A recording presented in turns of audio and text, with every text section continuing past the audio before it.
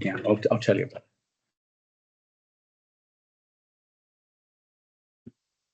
Kia ora koutou. All. Look, pretty much the workshop this morning is going to be led by management through, but before we get going, I would ask that we start today's proceedings. Once we have the recording online and we get the thumbs up from Robin, we all ready, are we? Right, so kia ora koutou. Welcome to this. It's probably the first real gathering, isn't it? It's for the new year. But second, yeah, I wasn't. You had a birthday on the 1st. Okay. And a cake. And a cake. Well, I was here. Oh, it must be the age thing now, being 71. I'm allowed to forget things. Right, so if we could be upstanding and recite our karakia. Timatanga. Mai te pai. Mai te rangi te rangi, tēnei te hapuri awhiai whakataki, whanu haere mai te toki, Yeah, thank you very much, Sharon. So, 2 items on the agenda for the workshop, and Jeff, in your hands, lead us through, please. Welcome, councillors. Thank you, Your Worship. We're going to go through our community survey, which you may observe has been slightly renamed from our former resident survey, but we're looking for a community survey this time. And so Sarah and the comms team have been working through what that needs to include, both from a regulatory perspective in our annual report and also from things that we wish to know from our community. So I'm going to hand over to Sarah and just offer her the ability to throw difficult questions either to Marcus or myself. Please feel free to ask questions on the way through. Thank you, Jeff. Morning, Your Worship, Deputy Mayor, councillors and staff. Thank you for your time as we discuss our suggested new approach for our community survey, previously known as the resident survey. You'll be aware that in the past we have had an external organisation run our annual survey, which we've moved away from. Audit does require that we run a survey, and this is our proposed method moving forward. Robin has kindly sent you through a copy of the proposed 2025 survey and a previous version of the survey with those questions we suggest removing highlighted in red. This morning, I'll run you through our suggested approach, and you can answer any questions, and I'll answer any questions that you might have. So, the key changes we recommend for 2025 are that we deliver it in-house. We open it up to all of our community rather than the previous targeted phone approach. We hold a 3-week response period, and we've suggested a reshuffle of questions and a reduction in the number of questions that we ask.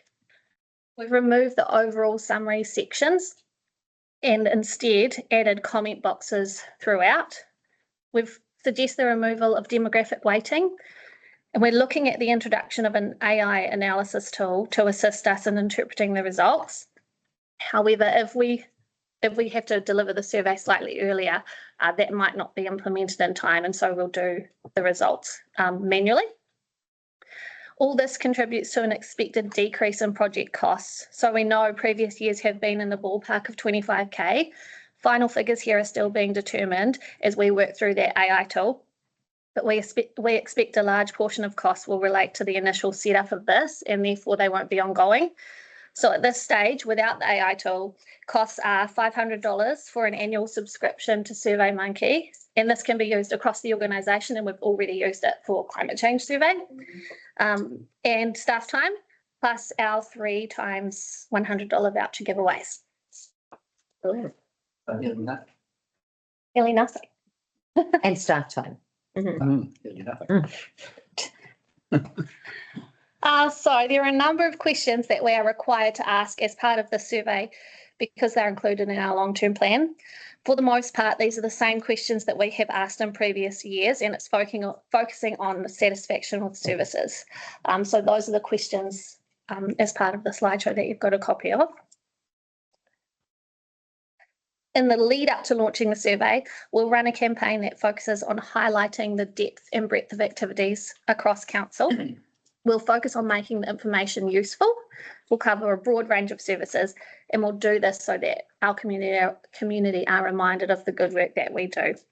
I've included an example of what this might look like on social media in the form of a what's coming up bulletin. So that's included in your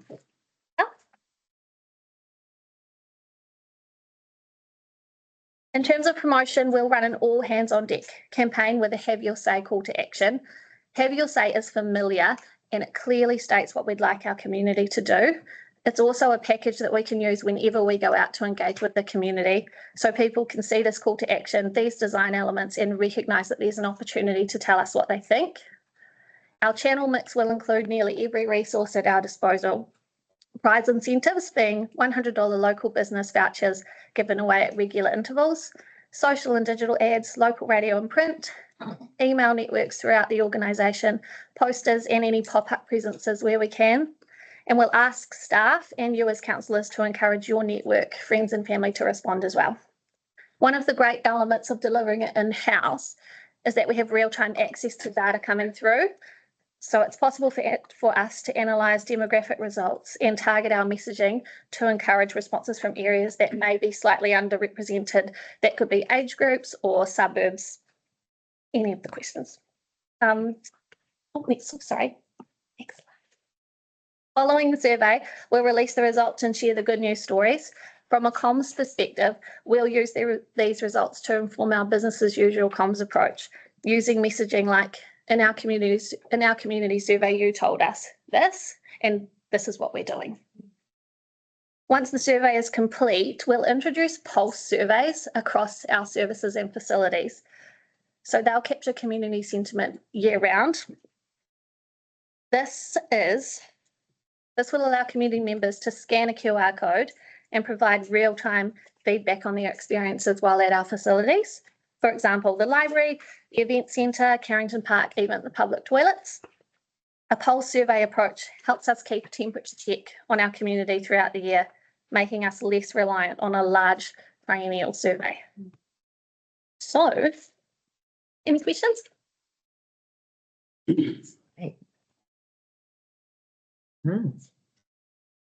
Hello. Triennial survey, so we're thinking we're just doing this once each triennium now, and it will always be this in-house model? No decision's been made. It's a short story. We have to do one in order to comply with our annual report. But the annual report just says we'll do a survey. Doesn't say how regularly. So I think Sarah's idea is quite a good one.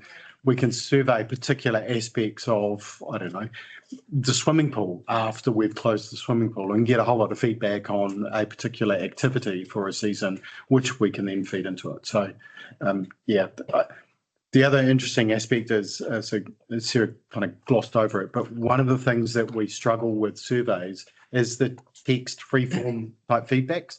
So, the click boxes are really easy because you can collate that data very simply, but where we have freeform text, it's very difficult and staff have to go through each and every single response to identify the issue, or in some cases, the number of issues that are in the freeform box, which is where we are hoping that AI may be able to help with interpreting those results and collating them and without staff spending large amounts of time trying to go through each individual. I think using the AI for that, because they can, within 30 seconds, you can summarise all of the points and have it out. Brilliant, yeah. One of the benefits of having it in-house and AI when we get there will be the ability to stand it up. So if we do get a question as to why is it only 3, why is it not 1, we could stand it up really quick. Whereas previously we would have to go through the process of tighten the time frame in terms of analysis and standing it up. I have some other questions about the stuff that's been taken out of the survey. It looks like all the meaty stuff around council at this table has sort of been removed. Is there any rationale behind that? I feel like some of those questions that have been taken out are quite good. And keeping us accountable around the table? Sure. So we've really tried to streamline the process and reduce the number of questions that residents have have to answer to avoid duplication. So the comment boxes following those questions should provide space for people to if they have any specific comments. But this is a draft, and we can certainly look at putting some of those. We found that those questions were really interesting to you and not so interesting to the public. So they were really interested in giving us feedback on the event centre or the library or the swimming pool or things that they do, parks and reserves. And they were, we feel we lost interest when we started talking about ourselves. Yeah. And so hence we're trying to streamline the survey to encourage more people to do it and get responses. Yeah, no, I think that makes sense. I just think in terms of a temperature check, having a survey that goes out between elections is a good way for councillors to know if they're hitting the nail on what people are thinking as well. And not, I mean, we don't need to have, 7 or 8 questions here, but I think maybe 1 or 2 that sort of get to the linchpin of the issue of if they're happy or not, I think would be valid. I suppose that's a question that we need to think up though, because we need to have like an actionable something from getting the answer. Yep. And I don't know what, like we'd have to really brainstorm what that question would look like to get an answer that we could use. Yeah. Because there's a whole bunch that they were trying to look at last time, but I thought something that sort of encompasses some of those. The image and reputation thing. Yeah, the image and reputation one, all the little red boxes. Trust and confidence, leadership, financial management, innovation and quality, encouraging community involvement. Like there's too many, but I think having one that sort of encompasses. But there is one, it says, as a resident, how satisfied are you with Carterton District Council's overall governance and reputation? So would you want to build on that? I thought maybe, but because that in terms of difficult ability to get through the information, that's just a text box. Whereas if we have a 1 to 10 or a how happy you are, it's not a ranking. And I just wonder if it would be easier if there was a ranking. They've got a 1 to 10 on here. So this is on page 6 of the actual community survey. So it does ask the question, and that's in relation to governance, which is us around the table. And then there's an opportunity for people to comment in. So that is already in there. Well, that was my first thought. There was a lot that had been taken out, and the other one was around affordability and all that sort of stuff. And I was just wondering if there was thinking around taking that out. Taking it out. It looked like a that's look, happy to put it in. We were most interested in engaging with the community and getting a lot of responses. If that needs to be back in there, we're happy to put it back in there. Which question was that? Sorry. I'm just. It's affordability. Costs and value. There's a section that's been removed. Rates being fair and reasonable, having a fair payment system. What's the reference number on that? Do you know? It's page 14. Yeah, it's VM1. VM1, 1-1. Of the old. Yeah, of the one that's all taken out. Oh, yeah. Overall satisfaction with council's charges and payment options. I just feel like if you want people to give their feedback, people always have feedback about rates. So rates are never going to be fair and reasonable. Yeah, it's got to be really carefully worded, because no one believes rates are fair and reasonable. Nobody. There were a couple of submissions that thought it was all right, but mostly. You've got to be able to have context around it, so that, as Lou said, so that the feedback is meaningful enough to be able to guide us in our decision making. I've got to say, Dale, no one is a very bold statement, because I can name one right now who said, I understand your dilemma, Ron. I don't like it, but I get it. So that refutes your argument. I think there are people, I think ducking the question is a bigger risk than not putting something in there. It's the same thing. So what would you suggest the wording be? Well, I'm just interested in hearing the wider input, but I wouldn't dismiss it saying no one's going to think rates are fair or affordable. There are some people out there who are very astute and who do. Yeah, and they argue very well. Questions around the fair payment system, services, fair and reasonable. There was a lot of things there, not just do you like the fact that we put up our rates 15%. It's broader than that. And I think it's helpful to know how they feel about it. It's a big thing that we do to them. So, So is it worth asking the ones that we could change though, like a fair payment system? Is that something that we could change if that came back and it was really poor? You know, I think it's only worth asking the question if we can Yeah, We change can actually affect because of the outcome. Yeah. We're always going to work to have rates as low as they can be. A lot of the time, you know, we're trying to bring it down constantly. I don't know. I just don't want to ask questions when, we're not, We kind of need questions that are then our outcome focus. In terms of payment plans and all that sort of, like, are we covering all our options there? I just wonder if there's something that we could get feedback on. I know credit cards are something that's been brought up several times. If we could have credit payments rather than people having to have savings to pay for rates, there could be other options. I don't know. But that's the option for us to get feedback on that. And if we take it out, we don't get feedback. that's a good point. If we can get feedback on something, we can. Yeah, because I have had Those two. the other side of the argument, which Sal's view, but I think it's justified. A gentleman who put his rates bill down in front of me and said, "What's that? 100% increase, Ron? You think is that what you were elected to do? Give me 100% increase?" And I could have called you up to deal with it for a bit. I dealt with it, but so I think that litmus test we would be avoiding our. I think we'd be criticised for not asking the question, but we do need to be clear what question we're actually asking. Yeah.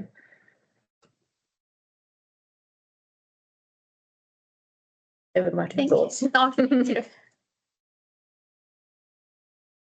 I've got a question. Yes. Why is the scale 10? Yeah. So we have Percentage. Is one we prepared earlier. be very careful about making sure that what we ask in the survey is what we've put in the long-term plan, and the rating scale that is discussed, that is mentioned in the long-term plan, is 10. Okay, so it has to be 10. Okay, and then I noticed that you've mentioned somewhere, I was reading it before, that neutral is 5, but actually neutral's like 5.5. Yes. Do we want to encourage that neutral's 6? Well, I've done some research. And as long as you tell people where your neutral point is, then you can have. Then you can do your results based on that. Yes. Yeah. But if But are we going to be finding averages? Like, are we going to go and be like, the average rating for this was 4.4, but that's because we've encouraged people to do a 5. Like, that's going to be people's default. Unless they've got a really strong opinion, I think a lot of people would probably default to neutral. I would default to neutral if I didn't really care either way. and that is an issue with the 10, because it's not a 5, but we have to stick to the 10. So Okay. yes. Yeah. It sounds like it is what it is. Change it as part of the LTP, but at this stage, I had asked exactly the same question. Why is it, because 10 is quite broad. What's the difference between 7 and 8? Yes, or not really, but the difference between 4 and 5 or 3 and 4 is much more important. So I think we need to look at that as part of our long-term plan, but we had asked the question and Sarah is absolutely right. It's in our long-term plan and we have to reflect what we asked. I understand as a member of the press watch, and I know they tend to talk about percentages of people in favour. Okay. Anyway, so the rating will probably be Shown as a percentage. shown Shown as a percentage. Which you could do from any numbers though. Yeah. Really. Because the other thing is best practice is not really to have a neutral, right? You'd go out with a survey and it'd be out of 4. So you force people's hands on it. I think also when I was looking at other surveys around from other councils, it was the 5. Everybody Okay. 5 Likert scale. Okay. Less options. We discussed 5, but and I think perhaps as part of a long-term plan, we need to shrink the 10 down to 5. And that does at least force people into, having to decide whether they're okay or whether they're great 5. And what about if people circle like 6, 7? What are you going to do to extrapolate that data? Will you round up or down or? In a paper survey. Paper one, yeah, you're right. It's a good question. On the tick box one online, they will have to choose one or the other, but on the paper one, we may end up with Because they're at staffed points, we can ask our staff to just have a quick flick through when someone hands them a survey, and maybe ask them to. Yeah, yeah. I put a little line in there, basically for one number only. I can add that as well. Yeah, Yeah. yeah, let's do that. We don't want Yeah. to, like Florida in the, the issue with the Chad on the Yeah. voting tables. No, if we say that is a possibility of Yeah. typing other thing, or they pick two by accident. Yeah. Yeah. So please circle the number. That's Mm. the way around it. I've got a question around the infrastructure. I see we've removed the overall satisfaction with each of the water, the stormwater and the wastewater. I see down below that we've got how would you rate your overall satisfaction with each of the following to do with our roads? Can we add in one back for under the three waters? What is your overall satisfaction with the town's three waters?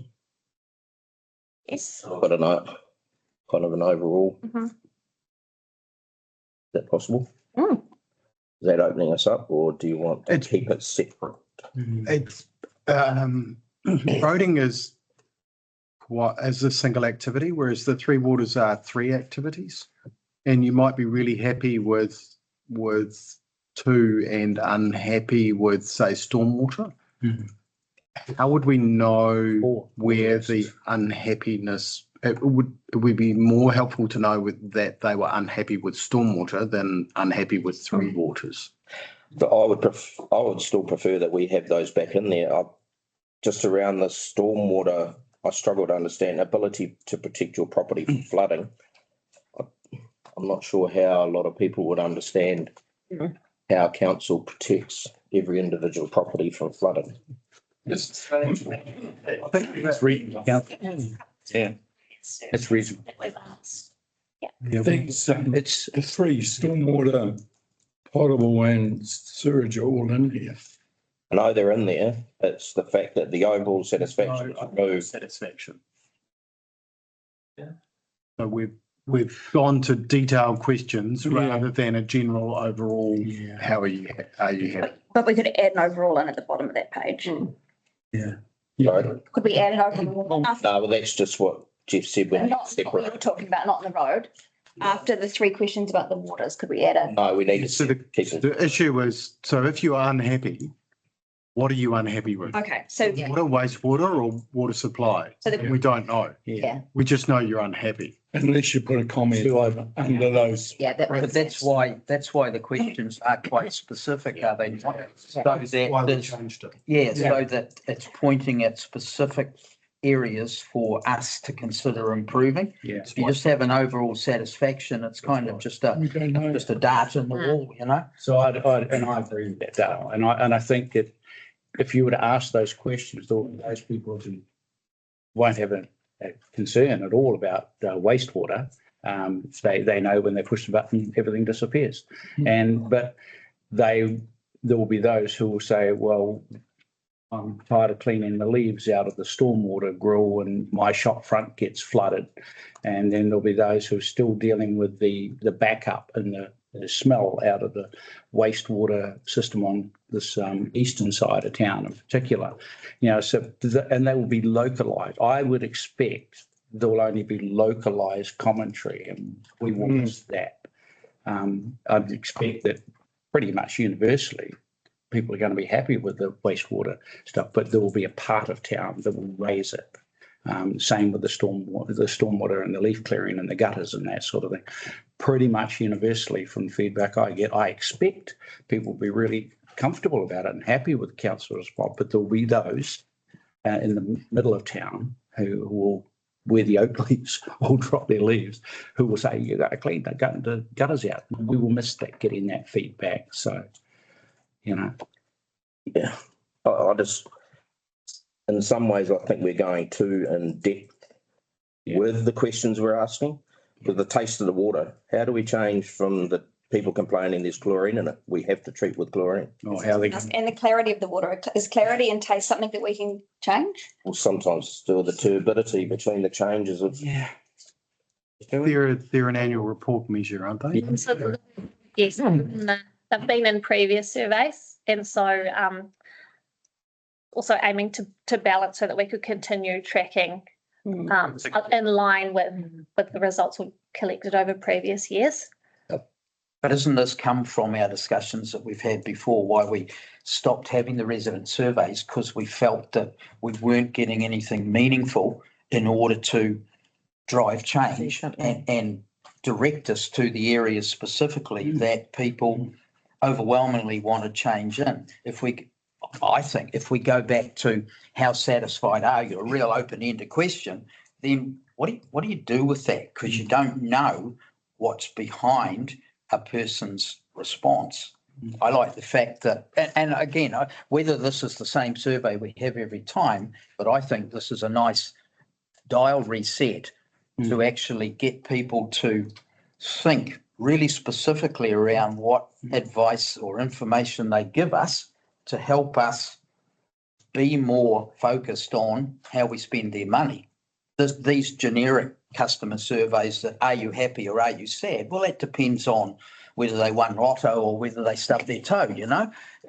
I want to see something that's going to help me drive the long-term plans. It's always a moment in time though. We've all said that around the table. Doesn't matter what's in the survey, depending on what's going on at the time, people are just going to go through it, and if they're pissed off, they'll put low marks. It doesn't matter what you write there. So I don't agree with that. Let's not lose sight of the fact that this is an audit requirement. Yeah. You know, we have got a very clear message, and management's now taken that message on board and brought it to us, and we have an audit requirement to do a survey. And so the survey should be as meaningful. And hey, if we get good news that 98% of the people are happy with the clarity of the water, that's a good news story. If 98% people have no comment or are indifferent to the taste of the water, that might be a good news story too. But some of it will be challenging feedback, and some of it will be affirmation that we're on the right direction, and that is useful. And we're not going to please all the people all the time. No, but we are meeting the audit requirement, and I think getting some useful information to guide and steer the next AP and the next LTP. That we also need to consider that it's 12 pages long. So I don't think it's a bad thing to cut questions. That's long. If that was me, I'd be like, well. That was feedback from the comms team that how we were losing interest. And then you put the rate supportability question right at the end, and people are grumpy after 12 pages. You get a grumpy answer with whatever your last question is. But I think the comms team have done a good job with trying to balance our annual report measures and keep the survey of interest to the community, which is really important. So if I hear you correctly, we've got some questions to look around governance and the previous Rate supportability. questions that we had around questions around rates affordability. What's the consensus view around the waters questions? Do you want a general waters question back in there, or are you looking? You're happy with the specific questions? Yeah. I personally think the specific ones actually can then give us a better steer of exactly where things lie. Yeah. Okay. I think specific's good, but I'm not opposed to cutting some of the specific ones. Okay. Which ones? The clarity. Ones that aren't annual report metrics. Yeah, the ones that don't necessarily have to be there and that we can't really change. I agree with Steve's point about the flooding of my house. I have no idea. Yeah, you just hope they do the right thing. Yeah, You don't know. Yeah, I like seeing the flood on the corner of Lincoln Road or whatever, and I see that as an issue, but my house is never, would have no idea. We're going to add the word help in there, Sarah? To help mitigate flooding or something? Did we? Yes, sorry, is it not? I'll fix that. Yeah. It's just because stormwater can't stop. It is in there. The stormwater systems will help protect your home from. Yeah, it is. Yeah. Okay, it is in there. Right. And Thank you. Sorry, I missed it. yeah. I was just thinking about having the councillor question. I think the title of image and reputation, I think that does make it seem like talk about us. But if it said councillor performance or something like that, then it doesn't seem so. It doesn't seem like a vanity project that we're just trying to get good. It just seems like, how do you rate us? And it's just quite a clear way of putting it out there. Yeah, like your elected members or something. Yeah. So Yeah, I think your elected members are really good. You know? And we suddenly, how are your elected members representing you? Yeah. And on council? Yeah. So at the risk of adding a question, Jeff, only for discussion, The other ones. is there room, we're dealing with some big stuff. right, on behalf of ratepayers. And that's stuff that's not measured in the annual, in the audit, but it's very, very important. And whether it's local water done well, or whether it's fluoridation, or whether it's State Highway 2 or whatever, we're dealing with these things every day. My question is, do we want to know whether we're on the right track with the way in which we're handling major issues? And at risk of, I don't want to end up with a whole line list of all the different things that you're working on, Jeff, but they're not small and they are absorbing a hell of a lot of time. And we are running very often on the seat of our pants and going where we believe is the right approach for Carterton ratepayers and Carterton District. We only know when we get an email that says we're not. Great question. Can I just tease it out? If we implement AI, it will allow us to repeat surveys and get text answers and interpret those text answers much faster.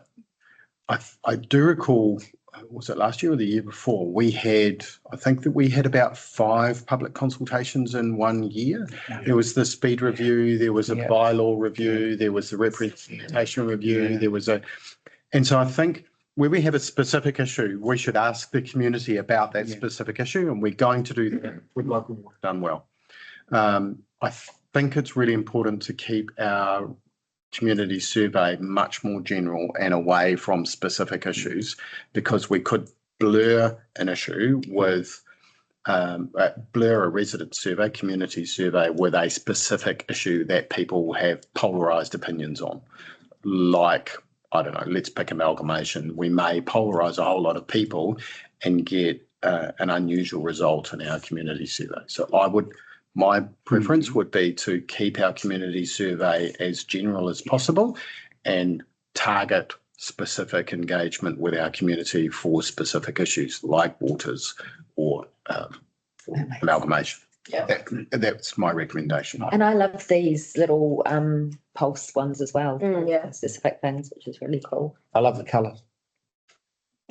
Springbok. Pink and blue. Yeah. South African. It's a super popular. Yeah, it's just like we're not trying to undermine the All Blacks. So they are looking for a new sponsor. I just got to harness that in one here. I haven't even seen that. I only just spotted. You'll buy your coffee later. Yeah. I've got a couple of questions. Yes. Under the footpaths and roads, I don't know, there's not page numbers on it.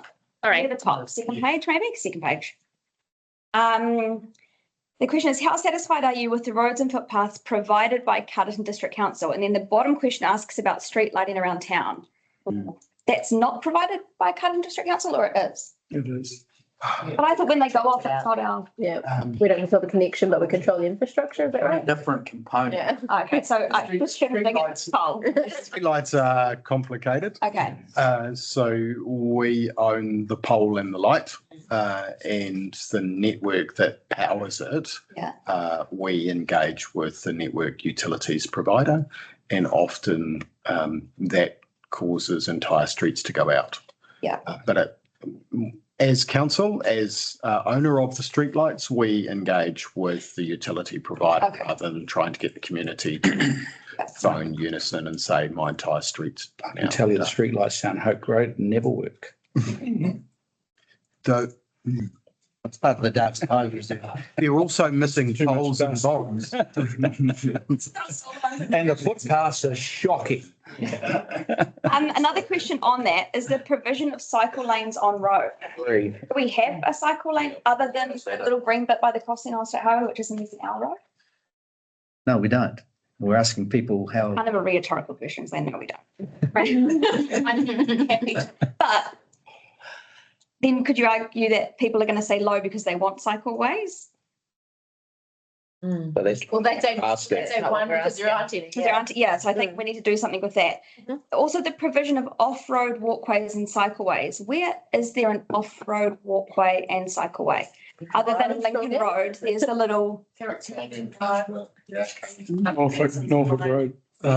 so it's like line trip pathways on where a footpath would be, but we can put a footpath. Yeah. Okay, There are a few. okay. Between, So do we need to put, for example, like, do we need to, That's not gonna give us that, is it? because I was a little bit confused by that too, as to what constitutes, because again, if people are going to give feedback, we don't know what they're thinking Mm. or imagining when they're giving the feedback. So we kind of want to steer them to the, at least the right context for their response. Sure. Please.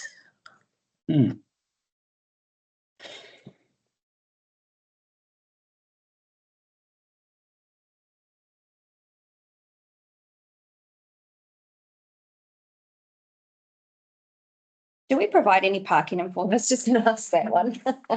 We used to, but we don't anymore. No, we don't. Does that need to be in there or that can be taken away? Well, it would indicate if people think that we should, that people are parking outside. But it asks for the score, the performance and Yeah. providing the Mm. service. we don't provide that. We have provided minor parking enforcement where we've got vehicles that are or appear abandoned. Mm. We have dealt with that, but we don't have a parking enforcement office. The next question would probably confuse. Yeah. Yeah. People are doing, right, we've been planning to park on the street. The CE has a delegation when the mayor parks his ute on the right, you know. So far, he hasn't. used I it. park on private property. Yeah. Mostly it's about abandoned vehicles. Okay. I don't think that's. Yeah, clear from yeah. that You could say it, dealing Yeah. with abandoned vehicles or whatever, but Yeah. I don't think it's parking. No. We could Tell us. actually remove, Yes. unless it's an annual, Yeah. We'll double check that. it might be. an- As an annual, maybe we could just Just word it clarify differently. Yeah, sure. Sure, they'd love us issuing tickets. Mm. They'd just be over the moon. What's his name? Parking warden. Yeah, parking warden, pay the wages and pay the ticket. What's the guy that used to? Yeah. Yeah. South African. Man, did he upset me? Everywhere, aren't they?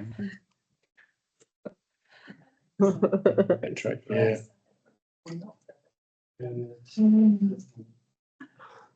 Very good, Okay, cool. very good. Is there anything else? I just like the change in the language, you know, have your say, like we're actually encouraging people to participate, not a compliance mechanism. You know, it's, I don't know, more, I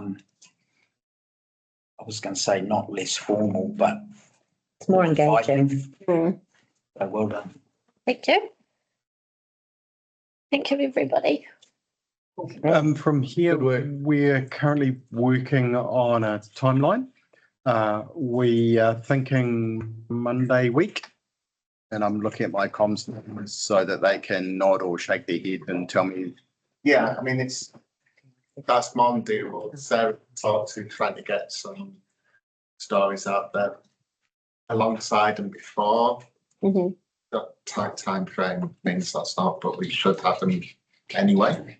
Yeah, we can get it done by the end of the month. More than well, it's a big determinating factor over when we do it. The reason I put here is because it didn't actually show up on the screen. Yeah. There you go. When you'd be able to do AI, because you mentioned that we might, depend on the timing. So there's some investigating the security aspects. And David's working with the company to make sure that it functions in the way that we need it to. So we can, sorry, Robin, can you just, we're still online. That AI involves IT as opposed to comms. So the IT team are running a test on AI using previous survey data to make sure that the results that we anticipate getting, we do actually get. So before we do any kind of AI on this survey, we want to ensure that previous surveys AI results came up with exactly as we read them as staff. So there's a testing on the AI that's got to happen. What the comms team is saying is if we go out with our survey earlier, we may not be able to complete that testing in time, and we will just do it manually this time. So the only question, we had a discussion around this yesterday, comms team and I, and the only questions I've had is what is a credible result? I'm very conscious that we have constituents who pay detailed attention to what Carterton Council does, and they respond. They could be recognised as squeaky wheels. Then we have a vast majority of people who are just too busy with life to do surveys or just aren't particularly fazed by anything. They're relatively comfortable and they don't respond, but we want their responses. So I've suggested, my questions are, how provocative do we need to be to get people response? What level of response do we accept as a credible sample? And how do we achieve that? Because you can get a survey, punch it out to the whole district and get 21 replies, and that's not credible. 21 from the same little group as a pro forma response would not be credible. But it's about getting a meaningful result that accurately reflects them. What number is that? I don't No. Previous years, the external party has delivered 500 responses. Okay. And out of 10,000, is that credible? Statistically significant is the word we're looking for. Mhm. And I don't know what that number. We'll let them determine that. Yeah, come back to us and let us know. There will be data out there. It gives guidelines as what a credible result looks like. I would expect 10% minimum myself. So if one survey goes out per household or per ratepayer, we're looking at around about 5,500. 5,100, 5,200. So 500 plus. 500 credible. 50%, 50, that's not good enough. Yeah, so I need to know what that number looks like and how do we get it? Yeah. Do we have to go knocking with a clipboard, each and every one of us, door knocking? Totally up for that. That's going to destroy your statistical. I love it. Is that nice? Come with me, Lou. No, I'm good. If I get all my kids to do it, then. And our election leaflets at the same time. Yeah. Yeah. All right, thank you. Thank you so much. So next I've asked Johannes to talk us through Lincoln Roads and in particular the calibre report that was done back in 2021.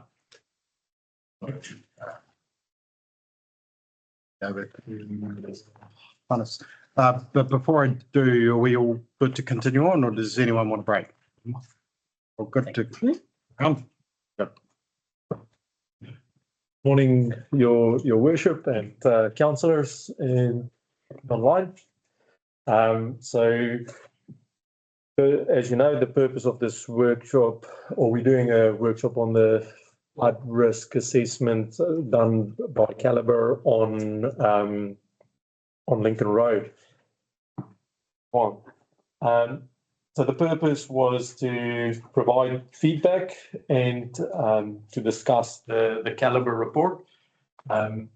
Just one note on the actual report, the purpose of the report, and in this slide I've got it at the back where it should have been in the front, so I apologise for that. But the Calibre report aimed to address a concern raised by the residents that the residents believe that their properties are at higher risk as a result of the project. So I just want to put that into it. So that's quite an important piece of information. So this was before the quarantine's time, and from my view, the report is quite a narrow view. And to really understand the risk, we just need to broaden our view a little bit. So the starting point is that the the modelling that we have suggests that the western side of Carterton is at risk of flooding in an extreme weather event. That's the whole of the west, or most of the west. I'll show some slides of what that looks like. The Lincoln Road project, or the footprint of this project between Pembroke and Victoria, is within this flood risk area, but there's a bigger problem. So there's a consideration that council could consider investigating and developing a flood mitigation strategy with a stage implementation plan for this area, noting that this will be legislated soon, that every water service entity will have to do that in any way. So I thought I'll put that up there because that'll put into context the risk that this report actually highlighted. So this is flood modelling from the modelling from the Mangaterere flood study that's been made public. As you can see, there's quite a risk of flooding to that western side of Carterton. It's quite a large area that is at risk, at the same risk. If you look at the shape of the flooding, you could pinpoint the Waikakariki stream in there, so you could see it's kind of the natural flow path. That is a closer view of the section of the project between Pembroke and Victoria. So still underwater, but it goes far wider than the actual project. This was the overland flow model that was using LiDAR. So again, shows roughly the same type of sort of risk in roughly the same footprint. So the Calibre report, like I said, they address concerns raised by that the residents believe that their property are at higher risk. What I've done is I've reviewed the risk identified in the report and put it through Carterton District Council's risk framework. And I used quite an extreme scenario when assessing those risks. So like you could see, I've used the worst data available within the Wellington region. I can't recall the exact spot, but this is from the rain data available. So it's not from Carterton, it's much worse, just to put it into perspective again. So that they identify the first risk that they've identified was a risk from the driveway. So the vehicle crossing as it goes from the road to the property. There's a risk that water will flow via that vehicle crossing into the property. There's a few things in there with the new curb and channel. That vehicle crossing don't receive any water from the road because the road catchment gets transferred by the curb and channel. So if we look at that risk, we'll look at basically the footprint of the vehicle crossing, which in terms of a catchment, unfortunately in the report they use words like catchment, dam, valleys without context. If you actually measure the size of the catchment, it's quite small and relatively insignificant. So I looked at the worst case scenario vehicle crossing size, so that is less than 20 square meters. So if you calculate using those extreme rainfall events, then it's quite a small volume of water. If you think about during this insane event, 74 liters of water on that 20 square meters, the result is less than a millimeter of overland flow. So it's very low. And so if we just consider that risk, so we're not considering the overarching risk, but the risk of that vehicle crossing, and I put it through the framework, the consequence is quite minor. And that was a specific issue that was identified by some of these residents. So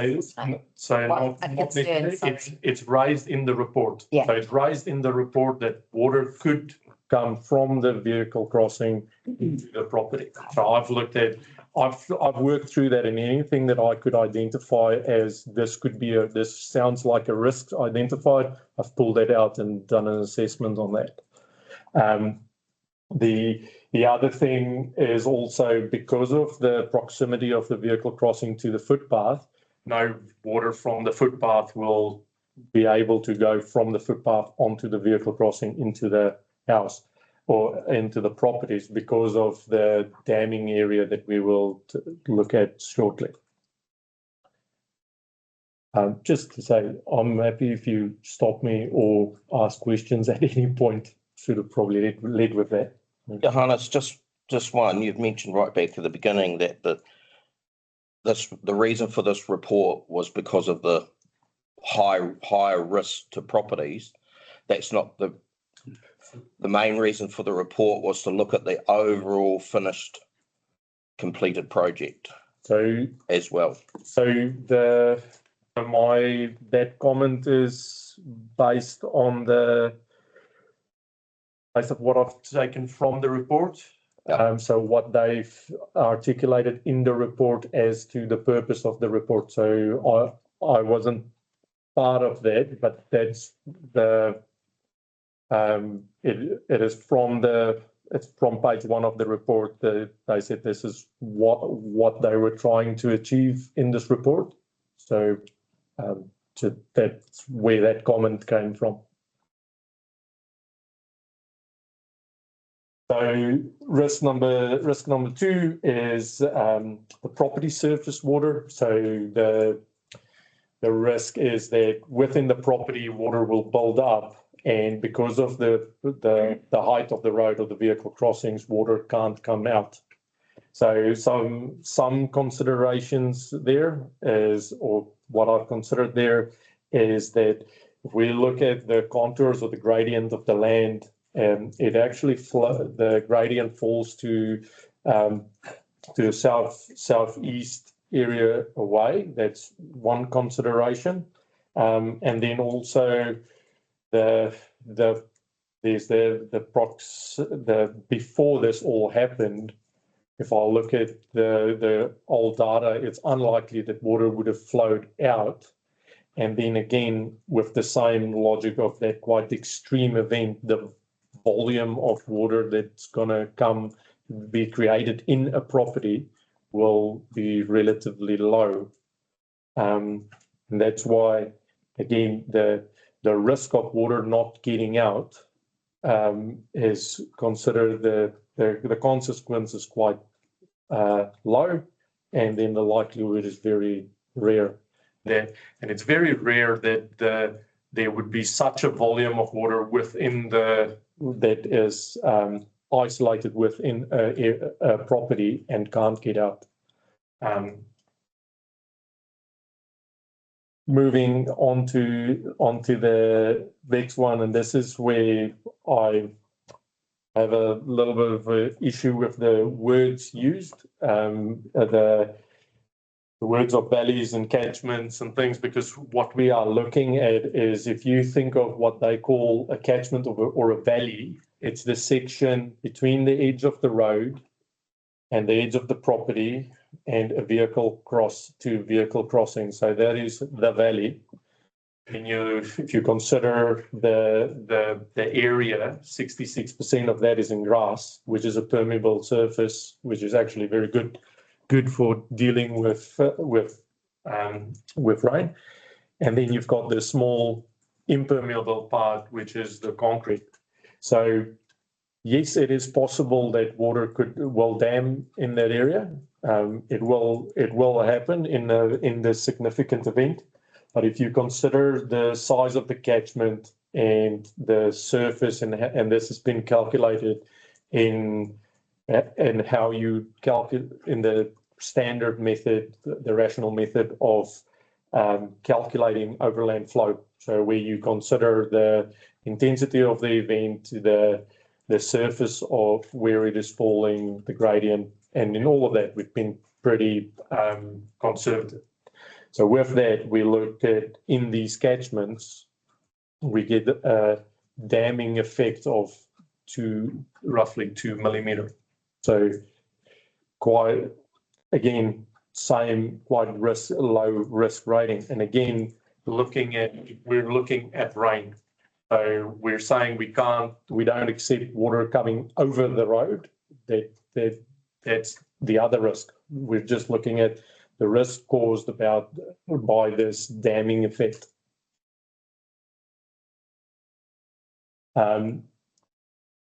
There's a risk identified that during an extreme event that the culvert may surcharge and floodwater will flow onto adjoining properties. Something that I considered is, again, if you look at the footprint of the Waikakariki stream and how it weaves through this area in town, the capacity of the stream is as much involved as the capacity of the culvert. So there's no point in having a massive culvert if the stream can't deal with it. And then if you do increase the culvert significantly, then you push the problem downstream, because it comes, especially in this area, that makes a horseshoe and comes back.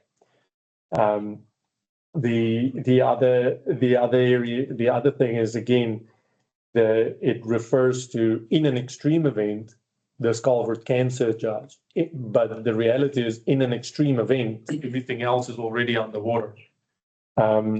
So the third one was the slope of the land. Again, if you consider the contours and the way that water naturally flows, it's highly likely that it will flow southwest, so down in longitudinal with the road, in the direction of the road, then perpendicular to the road. Yes, the Waikakariki stream comes in perpendicularly, but the actual outside of the stream, the flow of water goes south. I've rated this one high, and then high, still very rare likelihood, but then with a disclaimer that this is based on an extreme event, because in the report they connect the surcharging culvert to an extreme event. So the surcharging culvert during an extreme event for me would be probably have a lower impact than the rest of the extreme event. The extreme event will have massive impact, where this culvert is just in the middle of all of this.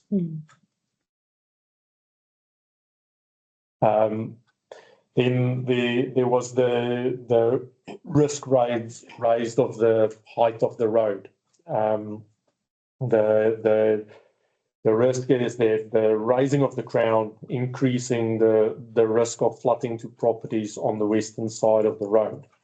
So one of the considerations that they've highlighted in the report following their survey was the freeboard between the crown of the road and the floors. So from their survey, as they highlighted in the report, the freeboard is still positive, meaning that the floors are higher than the road. Again, meaning that in an extreme the road will be underwater before it will get higher than the floors. And then again, the same consideration of the natural slope of the land. And again, this is saying in an extreme event. In an extreme event, our view needs to be wider than Pembroke to Victoria, and the risk is there of an extreme event. It's a legitimate risk, but the impact would be far wider than this between Pembroke and Victoria.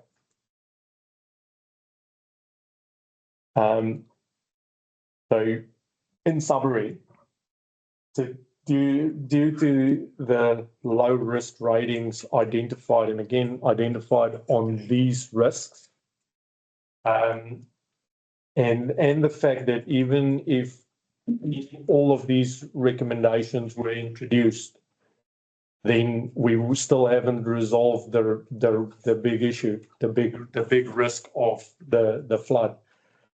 We could put a lot of things in to deal with low risk items, but it won't change the outcome during an extreme event. And that's why my recommendation or officer's view would be to consider an alternative recommendation. Plus the Have not just that. a bigger picture. I'm with the residents that there's a real risk. I believe that as well.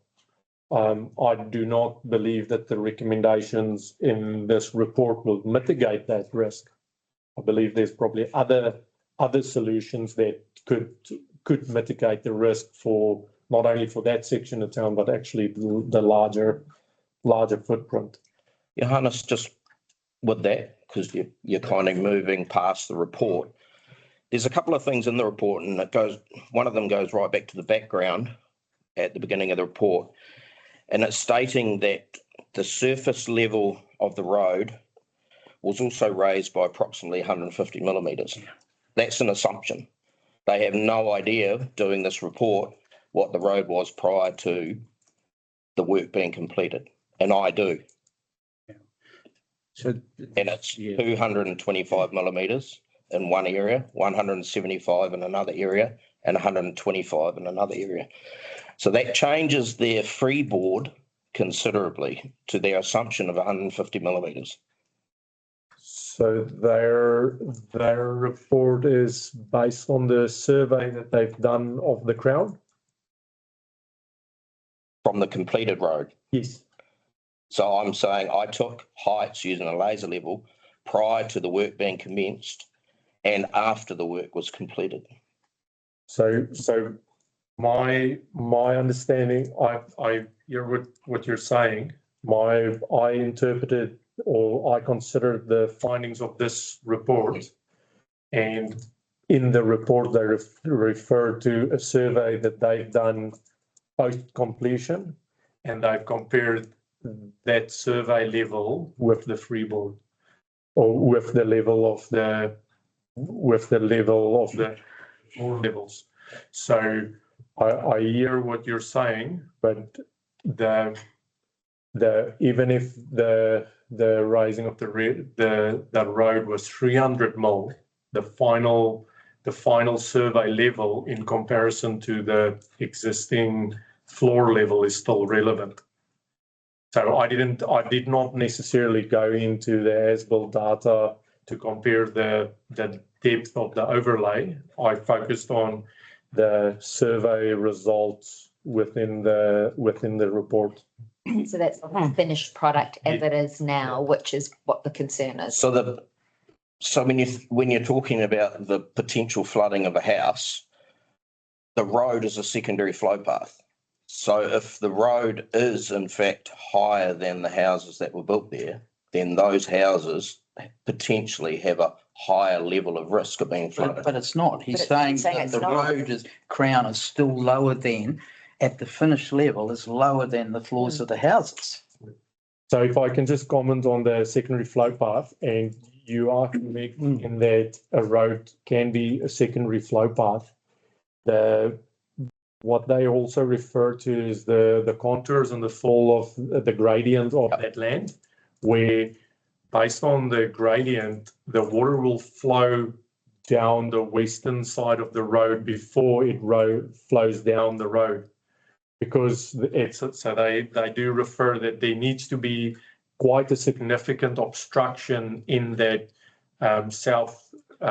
southern flow path gradient for that to build up. So the water won't flow perpendicular to the road, perpendicular onto the road, it will flow parallel to the road. And that's why, even though the height of the road is relevant, my interpretation of the information that they've provided suggests that for the height of the road to be in play, the gradient needs to be compromised. But even then, the final survey level of the final product of the road is still less than the floor of the house. So the water will flow southwest parallel with the road. Yeah. Which is where the report talks about the swale on the western side and one of the So being. Yeah, so they say that you could put a swale in there. However, again, in that event for that swale to be adding value to be filled, the western side of the swale would have been underwater. So basically you're catching the water in the swale after it's come through the property. Aren't they talking about the swale being to collect water off the road? So that it could be, however, the catchment of the impermeable surface of the western side of the road shape. So if you take the crown western side, it's quite a low volume of water. And again, between the edge of the road and the property boundaries, there's a permeable surface that's going to deal with a low volume of surface water runoff. And my interpretation of the modelling and the risk there is that before the total surface water of that catchment can become an issue, there's going to be a much bigger issue. Does that make sense? That we look at that big flood risk for the road runoff catchment to be an issue. It'll be within a much larger event. It can't be isolated, or it's highly unlikely that there would be enough water generated from that catchment to cause an issue without the other risk coming into play. And the catchment you're talking about is the road. So if you think of catchment, the Mangatariri catchment. No. So just to in that risk of road runoff, if I talk catchment, you look at, if you pour out a glass of water, where will it flow? So it's from the crown or from the highest part to the lowest part, and that would be the crown end. And then in this, so even though there's a fall to the south in the road, but even if we said the road was 100% flat and it had its 3% camber, that is quite a short section of road at, say, 3.5 meters wide. Half of Lincoln Road. Yeah, half of Lincoln Road. So again, I'm not saying that there won't be any water generated in that catchment. I'm just saying that there's probably a bigger problem to deal with than that. And I believe if we focus on the bigger problem, then the risk identified in this report become even less significant. Can I ask a question in layperson, non-engineering terms? Sorry. No, it's just it's actually just so I can get it in my head. So basically, the amount of rainfall in an extreme event, that the mapping that you showed us earlier with the flooding will have occurred because of the flow of the Waikakariki and the low-lying actual land will occur before there's flooding that actually comes from the road. Yes, so in the Wairarapa, we've seen that rain isn't just rain, it really depends on where it falls. So for instance, we can have a massive event up in the hills where we can see that the Mangatereri or the Wainawa go into flood Yeah. without even anything happening in town. In that scenario, there's no overland flow generated from the catchments, whether it's the road catchment or the footpath catchment. It all comes from the breaching of the banks of the Mangatereri. If we have a bucketing down in town, the Mangatereri is unlikely to break its banks because the feeding area is not receiving any water. That's where overland flow comes into place, and what you calculate is, or what you take into consideration is the millimeters of rain, the intensity of the rain, so how much is falling over a period of time. I think this calculation is 264 millimeters of rain in a 72-hour period. So that's a lot of rain. And then if you consider the surfaces in play, then those calculations is what's put out. We used to have a property that the Waikakariki did come through, and I know that our fields would flood when we had heaps and heaps of rain, or if there'd been rain up in the hills, but the roads never did. How much rain did we get at Gabriel?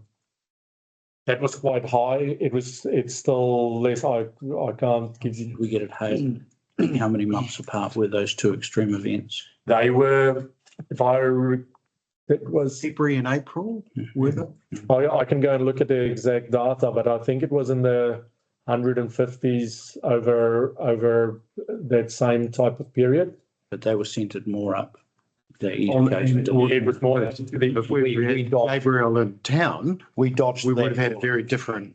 Yeah. So Yeah. the data that I'm using is worse than Hale and Gabriel. Yeah. So, or the intensity that I've used is worse than what we've experienced with Hale, or the volume of water. Yeah, I guess the other question that I don't think has been part of the conversation is when people built their houses there, they were required to build their floors of their houses how many millimetres above the crown of the road? That's probably a solitaire question. They weren't all required to, it was No, specific, yeah. some of them. There was a 200 mil, 300 mil. two. And are we sure that that road's only been lifted 150? So And how does that now affect the consents of those properties or The consents legal issue? apply What the at the legal- time they were built. So if something has changed after the house was built, they still had consent approval as long as they went through the CCC process for that property. What's the risk to council? So I think what Johannes is saying is the risk to council is actually the Mangatereri floods. Yeah. And it has very little to do with the road, but the bigger risk is the potential flooding of the stream.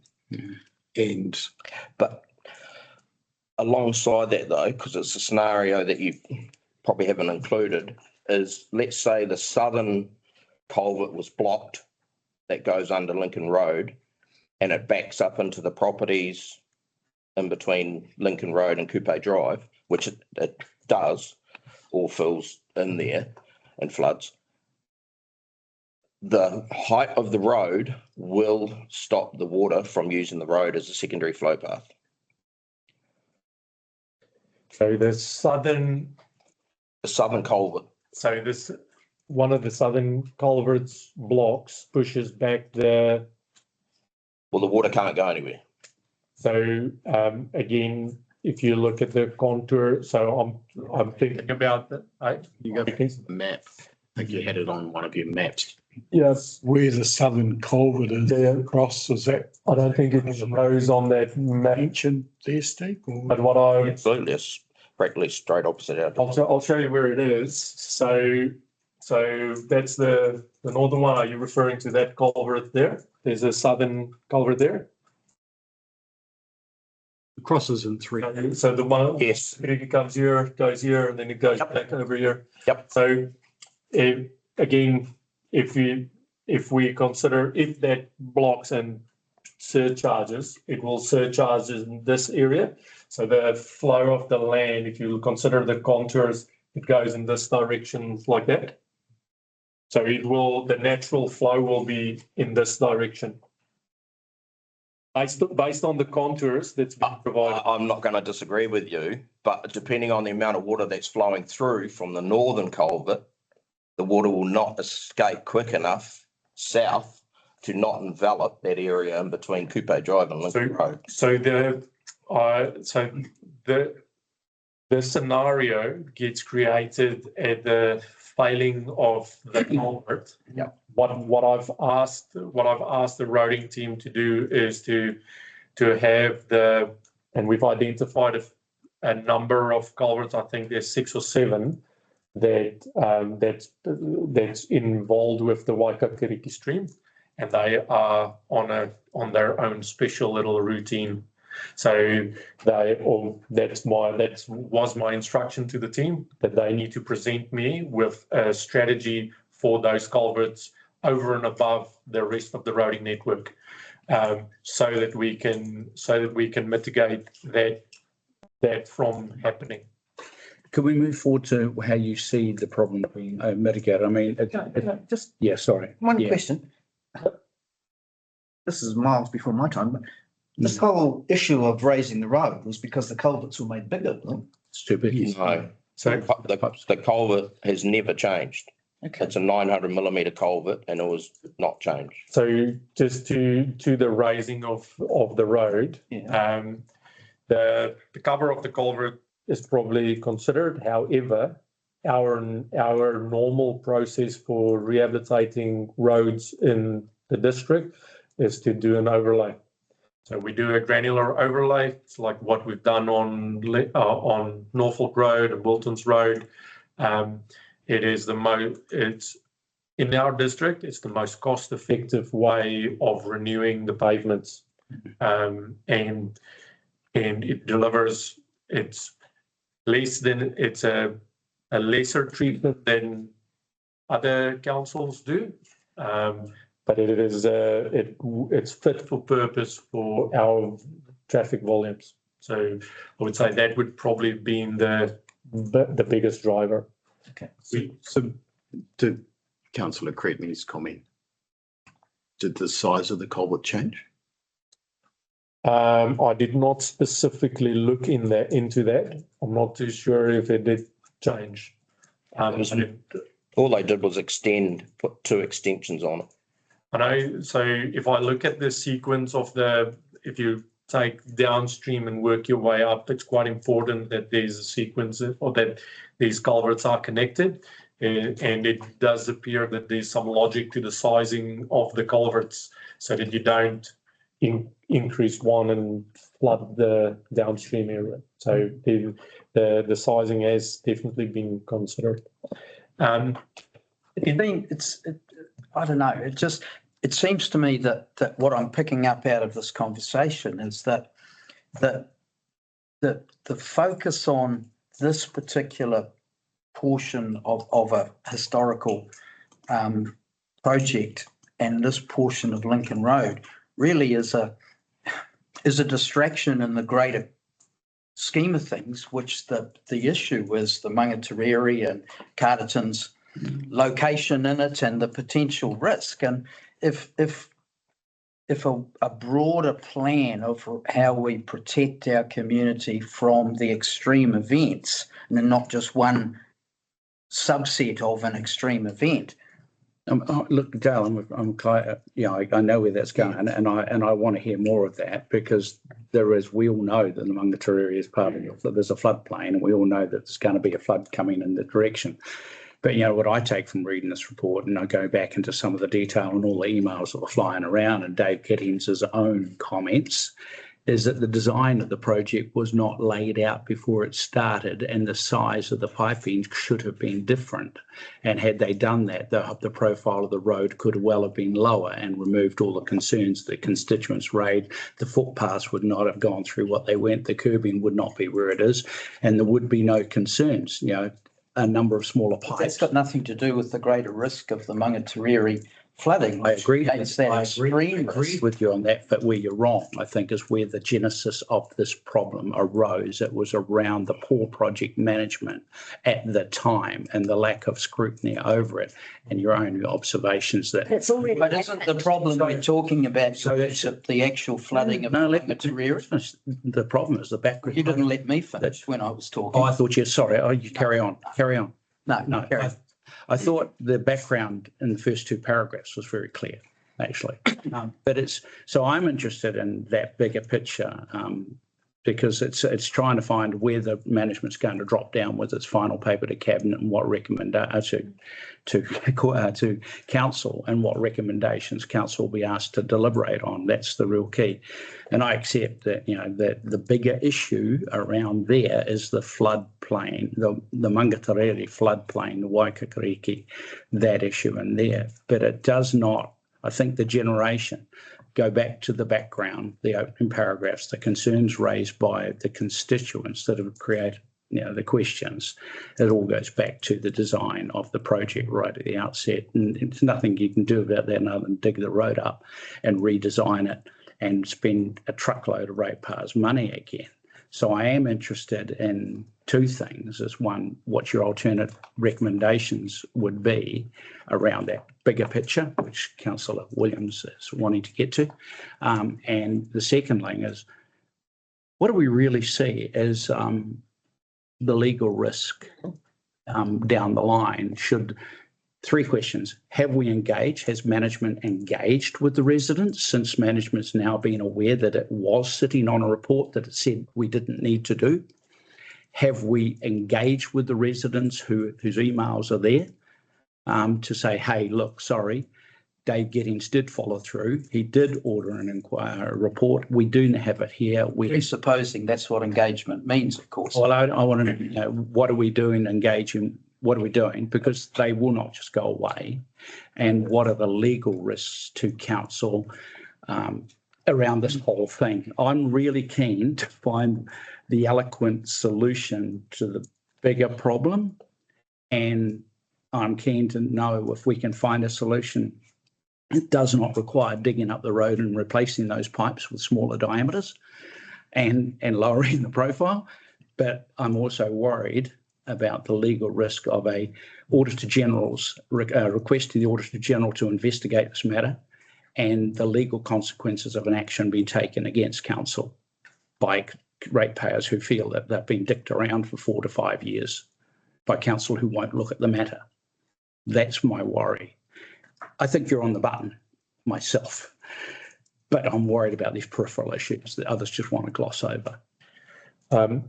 I'll take that on board, and I think, like I said, the focus for this workshop was the report, the recommendations in there, and I've got my focus on what is the big problem. I totally hear you that there's other things that needs to be addressed, and I think we would probably get officer will probably discuss that and seek your guidance on what you would like us to do. I think what we're doing here is identifying a wider issue around flood management, which you may wish to consider, which we think is potentially of more importance than the work on the actual road. And if we're to take that up, Jeff, for guidance, we've got to get, the council's got to know that the residents are comfortable with that. Well, correct. It's council's decision on what you would like to do with risk. And I think what we are saying is we've identified that some work was done back in 2021. What Johannes is suggesting is that the work didn't particularly, it didn't state that it compounded the issue with significant or material factors, but there is an issue with flood management, and perhaps council might wish to consider what we're going to do about flood management in the area. rather than focus on a particular issue of the road and the culverts of the stream. And that's our request to you, is so what would you like us to do? I think I've asked that question a couple of times. Obviously, we can't make a decision in council, but we're giving you information for you to consider and come back and give us feedback. Sorry. This seems, I mean, the workshop that we've had, the information that Johannes has put in front of us. I mean, I'm not an engineer and I don't live on Lincoln Road, but it seems to be logical and makes sense. I mean, for me, and thank you for all of those explanations, but for me, the focus should be on the bigger risk of that catchment and how we manage it for all the residents and ratepayers of the community. But there's got to be, at some point, there's got to be an acceptance by council that the Lincoln Road portion of it has been thrashed out, and we move on to the bigger picture, which is the Mangatariri, you know, the extra or residual risk of an extreme weather event that causes widespread challenges for us to deal with. Now, you said right earlier on that it's going to be a requirement of the water entity, whenever that happens, to undertake that sort of study and that sort of work. Now, I guess the question is whether we preempt that as a council or whether we wait for that entity to come in. But, you know, at some point, or the deputy's got to accept, or the people around the table have to accept that this is a portion of a bigger problem. How much time and energy do we spend rehashing this portion? So You know, 5 years ago. you're asking council to make a decision about something where you've heard absolutely nothing from residents at all who are living on there since the report was presented. And have they seen a copy of the report? Yeah. Have they sat down? But I'm hearing Why I published it as a look on? It's public. I'm hearing engineering, you know, because that's what we do on council. We ask our officers to give us considered factual information for us to consider. What I've heard is that regardless of when, who, how, what took place back then, the increase in risk, the higher risk, is negligible, if not nothing. But for me, the risk is always the risk. I just think we're going to beat ourselves up trying to right historic wrongs when the increase in risk is negligible. So can we support it? Because I think it's a good segue. Johannes, can you take us through each of those mitigation options then? And then, because I think we need to hear that, okay?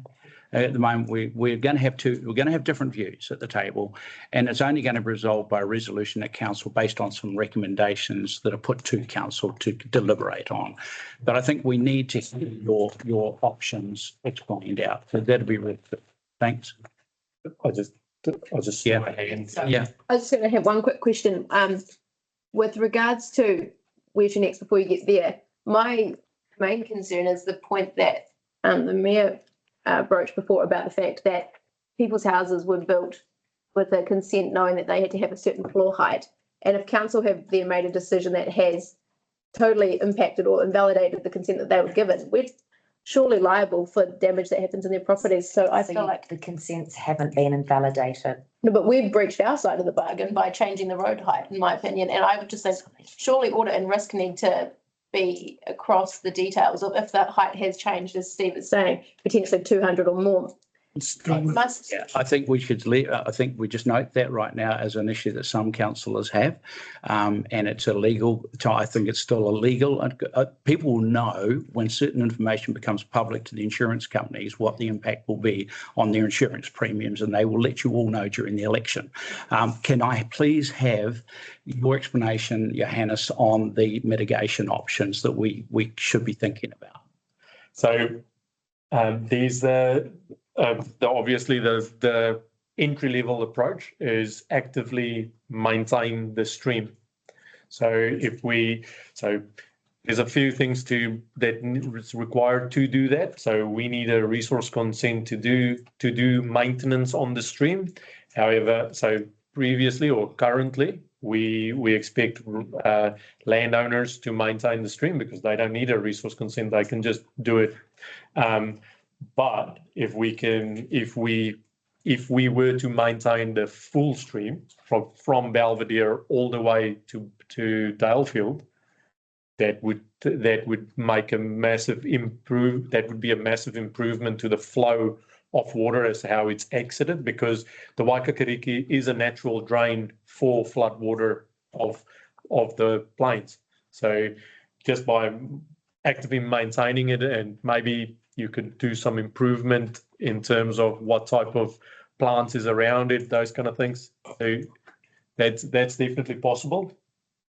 In the past, there's been an idea of diverting the stream. There's to the west, like bypassing most of those projects. That will be a big project. We also try to get funding for that with the same type of flood mitigation funding for Flatpoint. So we put in a bid for that, but we failed. What that would look like is basically creating either a channel or a pipe from Belvedere basically down Dalefield Way, and so that you capture water before it comes into the township. We did alter Waikakariki, Greater Wellington, years and years and years ago, the actual natural flow path of it, and the property that we used to have. As I said, we had it running through it, but where the stream used to run through the property, and that was like done, decades and decades and decades ago. As soon as you get heavy rainfall, the natural flow, the natural stream returns. Yes, back it will. So that, to me, just having seen that in practice on our own property, that to me doesn't sound like. So and I remember that happened. So just because it has been an historic idea, we have put it in there as that thing can be revisited. There's an opportunity to upgrade the stormwater on Lincoln Road. Like there's a repurposed sewer main, very low, small diameter. That was years ago that's been repurposed, and it's actually taking just groundwater and stormwater away. However, it's not really a good stormwater asset, but it was never intended to be a stormwater asset. It was just repurposed for added benefit. Now, you could formalize that. You could put in a stormwater line. So from, I think, just after the railway, there's, I believe, a 1.5 meter diameter stormwater pipe all the way to Dalefield. So you could do something similar from, say, Belvedere to Brooklyn, which would make a massive difference. Obviously, you still need the end of the Waikakariki where it discharges to Mangatereri, that still needs to flow. So that's an option. So formalize stormwater infrastructure. Formalizing that will deal with water once it gets there. However, meaning that if the Mangatereri breaches, it's going to breach through a lot of properties until it gets to the network. So you'd have some collateral before the infrastructure becomes effective. Obviously, in all of this, you can do a combination of some of it. So you could maintain the stream and have a stormwater network. There's obviously the idea of collaborating with Greater Wellington and create stop banks in the Mangatereri so that you stop it at source and keep it in. I will say based on recent experience, that's quite a challenge to put in a stop bank. We're hopefully getting a resource consent to do a tiny little stop bank down in Flatpoint. So it can be done. It will be challenging. It will require hydraulic engineering. It's quite intense, but it again can be done. There's an option of creating constructed wetlands for the purpose of water attenuation or just slowing it down. So if we look at the footprint again from the town up to Mangatereri, if you get smart with some intentional design, you can actually build a lot of capacity to deal with a lot of water before it gets to town, and could be quite the attraction. There's a lot of opportunity in that. There's also views on carbon credits on wetlands. However, the smart people have counter arguments whether that's actually valid or not. But as an amenity, it could actually be very cool. So deal with the issue and add value to the community. But that's not our land, is it? We'd have to acquire that land. So a lot of dealing with this will be on other people's land. So because the problem is wider than just our little footprint. We only own the road corridor. So a lot of people are underwater by the time the water gets to us. The other one, and this is quite a big quite a long shot, really blue sky thinking, is aquifer recharge. So it can be done. Haven't looked into any details into that, but it can be done where you create a way for stormwater to go back into the aquifer. I don't personally know how it gets done, but there's some smart people that can do that. So, Sounds like big funnels, but so clearly you're indicating this potential around a mix and a match. And this is looking at the bigger picture. One of the questions that I still, I'm interested in hearing an answer to is not one Carterton District Council, it's Regional Council, and where are we at with the Mangatariri floodplain management, flood management plan. And, we've only got to look further up in Mangatariri, what's been going on up there and how long that's taking to get resolved. I'm not confident that we're going to see that Greater Wellington Regional Council leaning in too soon. So where do you, so you've read the report, you have a view. There's going to be some questions around the accuracy of some of those measurements. Without maybe a new set of measurements might put those to bed one way or the other. But where do you see the mix and match being sensibly addressed as a first step, as a best step? So the step that's already been taken is to have a focus on the stormwater infrastructure that's already there. So the team's already considering that. I think the lowest cost and biggest bang for buck will be maintaining the Waikakariki stream. The reason why I say that is that the floodplains will flood in a significant event where the Waikakariki can breach in a 1 in 20 year event. So by actively managing that stream, you create a flow path that's maintained, and you can deal with moderate rainfall as well.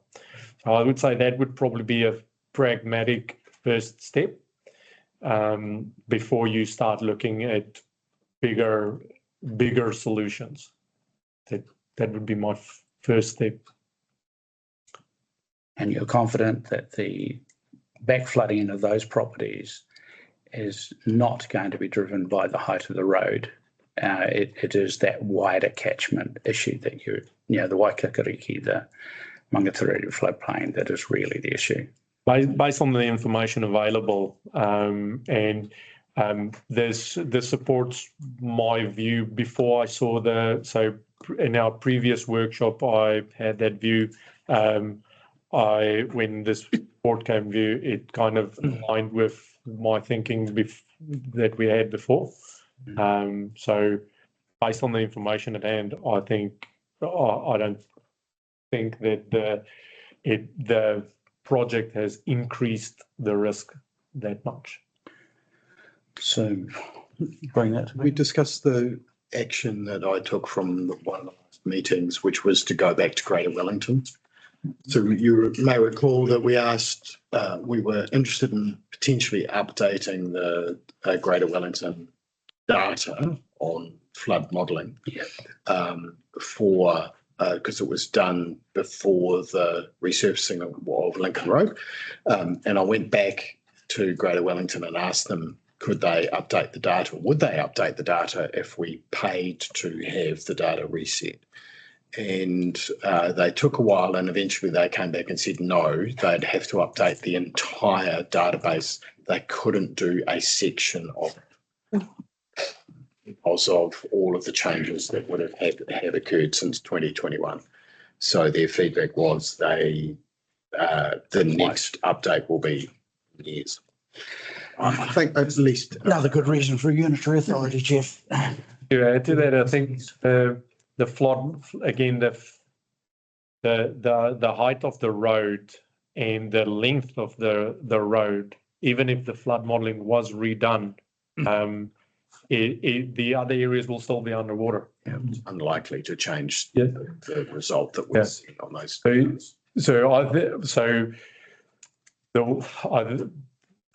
Considering some of these these considerations is the best, from my point of view, the best chance of mitigating the risk for that whole western area of town. And if we can mitigate the bigger risk, then it makes all these other risks even less significant. And to the residents' view, I think if I saw that and I wasn't aware of the bigger issue, I would have probably had the same views. I think if they're aware of the bigger issues, and then there would probably be more people that's concerned. I don't know everybody else, but it seems to me that, you know, council needs some information in front of it in the paper about options to mitigate risk, but whether or not people believe that will mitigate legal risk and make the residents happy is another question, which probably needs another discussion around how do we engage with residents and how do we make them or help them to believe that this will offset their concerns. But I think you just have to, council needs to be able to do something and put its finger on it and say, this is the decision we're making right now. And it can only do that with a paper that gives some recommendations and the arguments for it. And I think that's, you're going to need a way forward. Take that consider that as an option. And then the other issues, they will be what they will be. And you'll deal with those. I think probably risk and insurance might need to have a contemplation around what the legal risk might be to council, just to assure council that it either does or doesn't face an issue. So is this council want a report to go projects and policies first and then potentially with a recommendation to go to full council, noting that it won't make it into next week. That's the best way. Project and policy. So project and policy don't have delegated authority to undertake any additional work that is outside of the plan. So if we were to do something here, it's not in our long-term plan, my recommendation is we should bring this up to council. We could bring essentially this presentation up to council now that you've had time to consider it, or you will have time to consider it between now and when the paper comes to council. If there are additional options which you wish us to look at, we could do that, but that would give you adequate, I don't know, would that give you adequate time to consider the matter before we bring it to council, and then at council you can make a decision on the way forward? Can I just ask that it's not the 26th of February? Get the next council, and please get the next council meeting? No. Yeah. No. Please, no. Okay. So the early April, yeah, early April council meeting, if you're comfortable with that. And I think we need to have a conversation in council around engagement with affected residents. There's enough emails there to indicate that people have got concerns. And if we're going to if council is going to make a decision, it needs to know where it stands with the residents. I think what would be nice, Ronald, sorry to interrupt, but just saying about engaging with the residents, having seen this presentation that we've just had and Johannes explain it, would it be beneficial to invite the residents to a workshop with us to explain that to them? Information. Because, I mean, our our workshops are open to the public, and it's a shame that, they're not here today, but if we actually specifically invite them, then those residents that are concerned can actually come and hear it for themselves. And having heard and seen that risk matrix that you've done, to me, that would be really beneficial before the paper comes up to the meeting, the council. I don't know about everybody else, but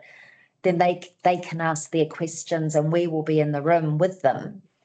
And then we're all in here together.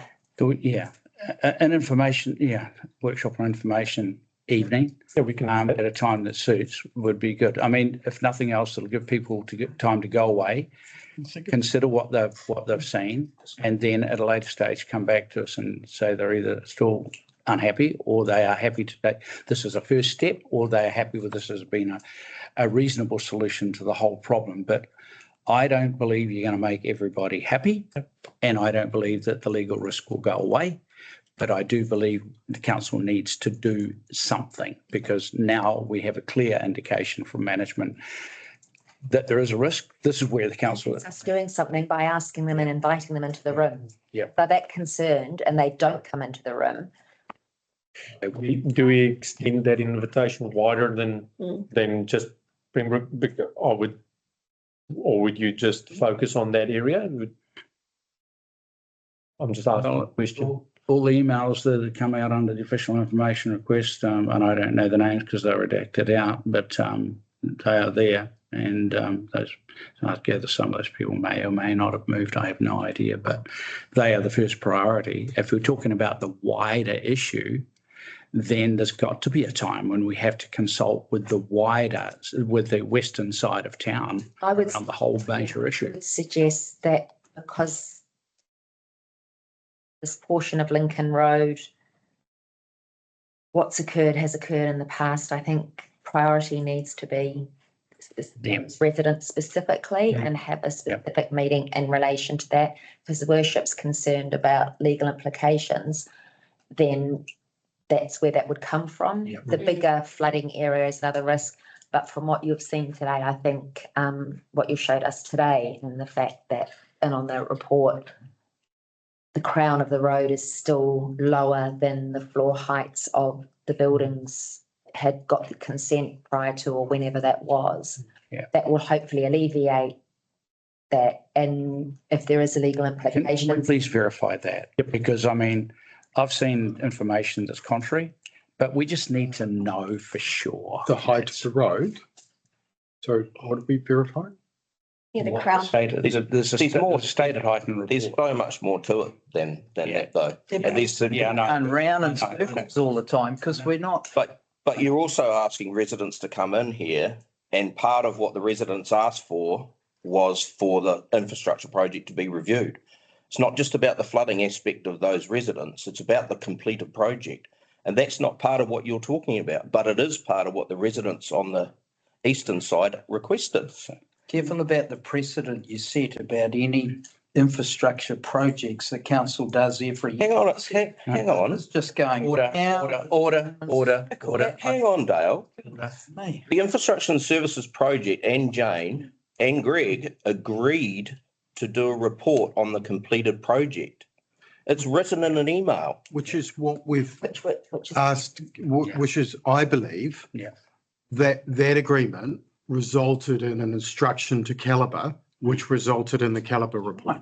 But as Johannes has pointed out, this report is focused on the risk level of flooding. Johannes has quite pointed that. It's not focused on the footpaths and the angles of the footpaths coming off the driveway entrances or anything, which the residents are concerned about. I would like, at the moment, it's my view, and you can, council can decide that there are two factors in there, and one is about the whole project, the design of it. And I've read enough to indicate that if people who are in the jobs right now in council management were doing it, they would not have done it that way. I know that from talking to people. And if they'd been around, we wouldn't be having this conversation, Johannes say, because you guys would have done it totally different. But let me stop, Gail, order, please. You're a former mayor. Good God. So can we what you brought to us is a number of options how to mitigate the flooding issue. Now, I think the residents, when we engage with residents, will either make it known to us they're happy with us doing just this and leaving it there, or they want to go one step further back, Dale, and address that historic issue in a different way. But we won't know until we engage with them. I think this is, in my view, is addressing the flooding issue, which is predominantly what I'm hearing about. The risk is my home going to be flooded now. And so let's nail one thing down. And then if the other issue emerges, Dale, then as an elected representative, I think you're going to have to suck it up, mate. All right? So, but let's deal one thing. You don't need to speak like that to me, Your Worship. Well, Dale. Workshop. Yeah. Talking about, well, why don't, Goes both ways, Dale. why don't we talk about conflicts of interest with our deputy mayor? Because you guys are experts at conflict. Why aren't we talking about that right now? Well, Dale. I'm not making any decisions on anything. Order. Come on, Dale. We're not chasing that. We're not chasing that hearing because we could talk about conflicts of interest and certain people wouldn't be making any comment on any CE's report at all. Got it? So look, can we stick to? Sorry, what was that about, Your Worship? I said we could talk about conflicts of interest, Dale. But you did. So yeah, I did. So I'm leaving it there. I'm the chair and I'm determining. I'm leaving it Going to there. give any detail about what? No, you can do that, Dale. So let's just stick to the topic because you raise conflicts of interest, Dale, not me. So can we just particular issue? I don't care, Dale. Stop interjecting or you'll be out of the room. Got it? Of a workshop. Yes, you will be. So look, I think what you brought to the table is reasonable and a pathway forward, Johannes. And that I think it can actually, it has the potential to address one part of the grievance. I'm not saying it's going to address the other part, but this is a solid step forward to me. And it gives us something to work on. So if we could, and I'm not saying rush it, Jeff, because I know how much you guys go on. But if we could have something to council, and I think CE's recommendation that this is a matter that has to, if it's requiring budgeted funding, that's not in the annual plan, it's not in the long-term plan.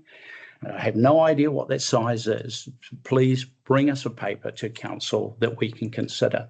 Prior to that coming to council, can we just go back To the residents. to the actual suggestion I made? Can we have a workshop and get the specific residents who are affected on the Lincoln Road issue in the room so we can talk to them and we can, because at the moment we're crystal ball gazing and they might be upset or they might not be upset. We don't know. They're not here. Can we have them in the room, please? Absolutely agree. I absolutely agree. Can I just ask a quick question about that? That's cool. But why did we not try and get them here today? I feel like we're rehashing what we've just spent an hour talking. Absolutely agree. So in the future, with future workshops, when there are a party that are really involved, how do we get them to make sure they're here so we don't have to double hand it? Solid point. Solid point. Look, I think we know, but I think this is, Johannes, I'm going to thank you. Okay. It's a vexed issue and it's one that just holds us back, I think, and I'd like to find a pathway forward. And this is a pathway forward. And, so if we could have that workshop, as suggested by Councillor Jerry Campbell, if we'd have the residents who are most affected here with us, if we could do this presentation and walk it through and get a sense. And then from there, we have to bring something to council for the whole of council to decide on. And then what then flows from that, we will deal with that as they emerge, because they may not emerge. Or they may. And I don't know what we can shoot out unless we've got a picture. And it's just a question, and I've raised this with you, just around are residents who have the Waikakariki flowing through their property, is there an expectation that they may be rated for the cleaning out of this stormwater network? And I've asked you about this because those residents who have the Waikakariki coming through and they can go in there and clean that out, to me, you've got, let's say, 400 residents who are living north of Belvedere Road or in between Pembroke Street and running north, whose stormwater flows into the Waikakiriki. And then the residents who's have the Waikakiriki running through their property have an expectation of cleaning it out on behalf of those residents so that the stormwater can get away from their properties, but it's landed on those who have the Waikakiriki running through. So So in response to the questions of a targeted rate, I think if we use the slideshow as a principle, or then I would say, and then we haven't discussed that, but I would say if the principle is that we've got a big flood issue, then I don't see why it would be a targeted rate necessarily. We did have a discussion at one point, didn't we, about there was going to be, very good at the rivers and stuff, but there was going to be like a wider catchment that would be rated for one of them. So that is done. Was it Greater Wellington? There has been a discussion Yes. around a catchment scheme or a scheme, and at this stage, that requires council to contribute, as well as Greater Wellington and as well as residents. And council did not decide to contribute, and so the scheme hasn't Gone ahead. gone ahead. How long ago did we decide not to do? In my time, within the last 3 years. So in my time. It was before the training. I don't recall coming up. Oh, is this training? I think it was this, I believe it was this training. Oh. Right. So if a steer is all you need, I've got information session, and then following that information, report to council with options. I'm going to close that before the karakia with once again thanking you. I know you have put a lot of work and a lot of time into this, Johannes and Jeff. Thank you. And I know that it's sticky and it becomes a motive, but it's let's find a pathway forward, but let's also not be blind to potential for the fact that it may not be the end of the matter. Let's at least find a way that we can say, we have recognised a problem, we are doing something about that. And then and I take on board Councillor Cherry Campbell's, helpful suggestion that we bring people in and bring them into the picture and into the discussion. Thank you very much. Before I close, Jeff, I know how much time we've got left, because we haven't. It's 11 o'clock, isn't it? 1 minute. We've all got other matters. I was hoping we just afterwards. Sorry? Yes, Yes, okay, because we are here. Talk about the AOG. Thank you, sir. Okay, karakia whakamutanga. Kia whakaerenga, tapu, kia wātea, te ara, kia taruki, kia taruki, whakataha, Kia ora, thank you. So do we want to take? Yes, 10